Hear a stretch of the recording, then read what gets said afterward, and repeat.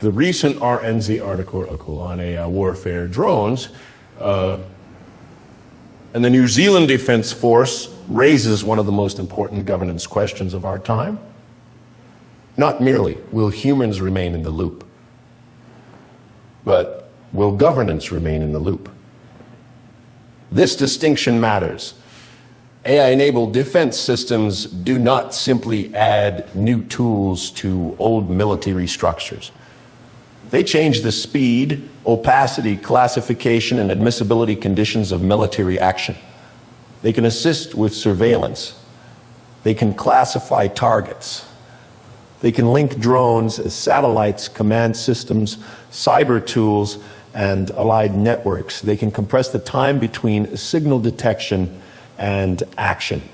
And once node-free systems operate at AI tempo, ordinary human and institutional judgment may struggle to keep up. This is why the familiar phrase, human in the loop, is no longer sufficient. A person may remain formally present in the decision process.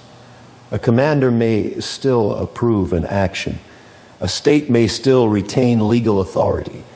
But if the system has already classified the target, framed the options, compressed the timing, and aligned the operation with allied command architecture, the deeper question remains: did meaningful governance occur before actions became likely? This is the problem P calls the governance in the loop problem. Human presence is necessary, but human presence alone does not guarantee lawful, sovereign, accountable, or admissible action. For AI-enabled defense systems, governance must operate before action. That means signals must be tested, constraints must be identified, the issue must be correctly classified. Legal and ethical limits must bind the system.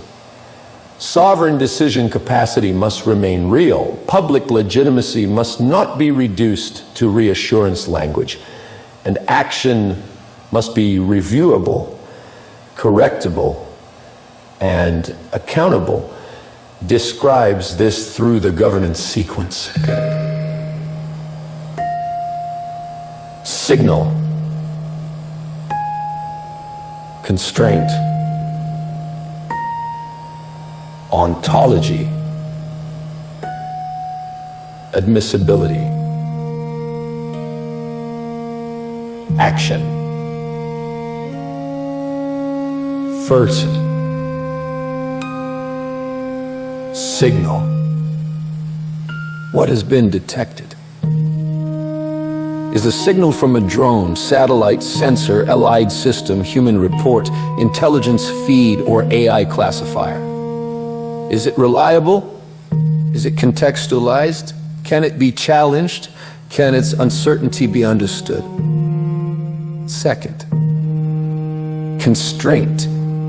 What limits action? International humanitarian law, rules of engagement, civilian protection, proportionality, necessity, ministerial authority, alliance obligations, New Zealand's sovereignty, and the ethical boundaries of force.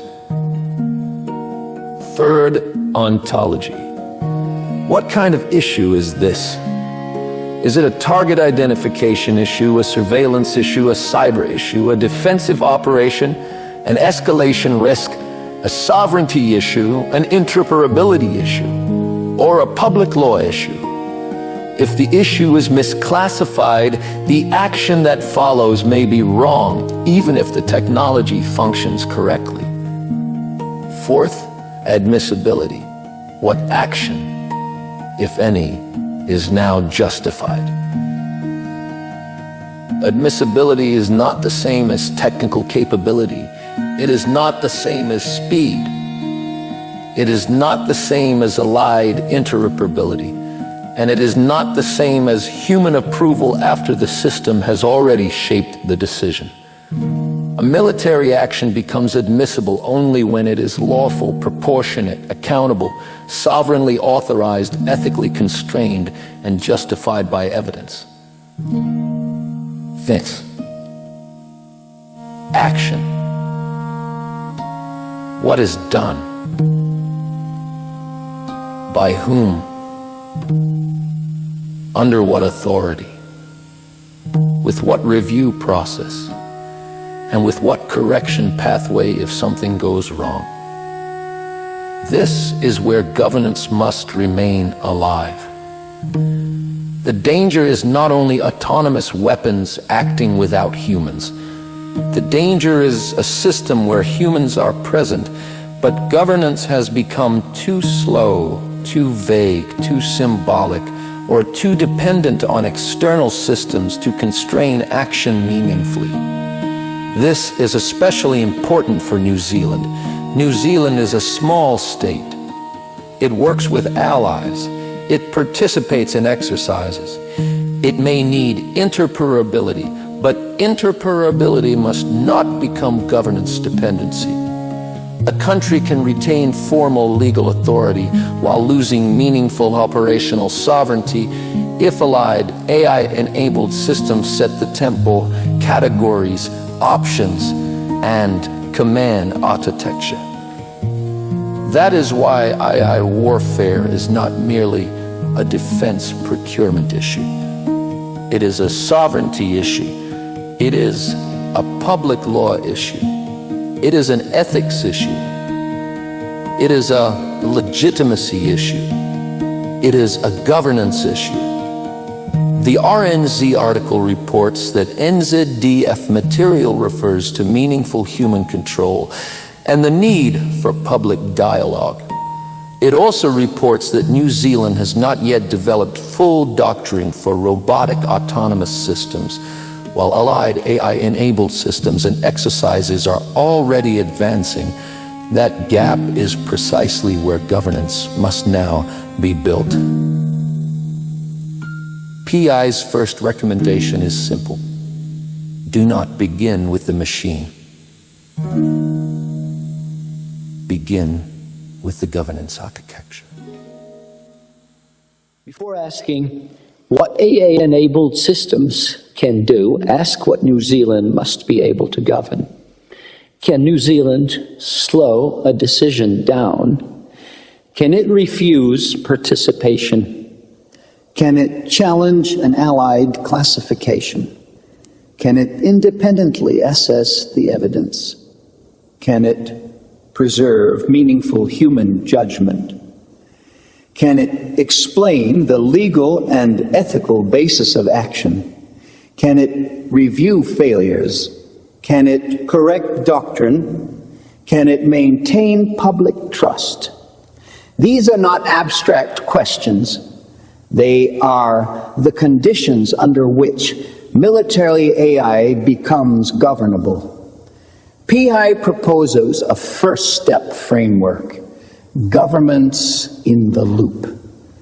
This means that every AI-enabled defense system should be assessed through 7 tests. 1, human judgment integrity. Did the human understand the system output uncertainty, alternatives, and consequences? 2, sovereign decision capacity. Can New Zealand make an independent decision inside an allied AI-enabled environment? 3, classification integrity. Can the system's categories be translated into legally and ethically meaningful terms? 4, weighted error governance. What kinds of errors can the system make, and who bears the consequences? 5, ethical constraint. Do ethical principles actually restrict action, or do they merely decorate policy language? 6, transparency and secrecy balance. What can be publicly explained, what must remain classified, and what oversight protects legitimacy where secrecy is necessary? 7, correction pathway. If something goes wrong, can the system identify what failed and prevent repetition? These 7 tests do not replace military doctrine. They prepare the ground for responsible doctrine. They do not weaken defense. They strengthen lawful and sovereign defense by ensuring that operational speed does not outrun governance capacity. The point is not to reject technology. The point is to govern technology before technology reorganizes the conditions of decision. The point is not to deny New Zealand's secure relationships. The point is to ensure that interoperability does not become dependency. The point is not to remove humans from military systems. The point is to ensure that humans remain supported by real governance, not merely placed at the end of a machine-shaped decision pathway.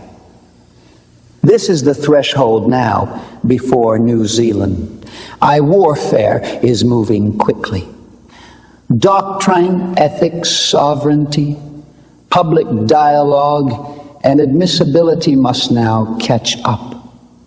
The future question is not only, was a human in the loop? The deeper question is, was governance in the loop? At the Philosophical Intelligence Institute, we argue that responsible military aid requires more than technical capability and more than ethical vocabulary. It requires a governance architecture. Because military AI does not become governable merely because a human is present. It becomes governable only when law, ethics, sovereignty, accountability, classification, integrity, public legitimacy, and admissibility remain active before action occurs. Human in the loop is necessary. But governance in the loop is the standard New Zealand now needs. Philosophical Intelligence Institute, a discipline, not a trend, a framework, not an opinion.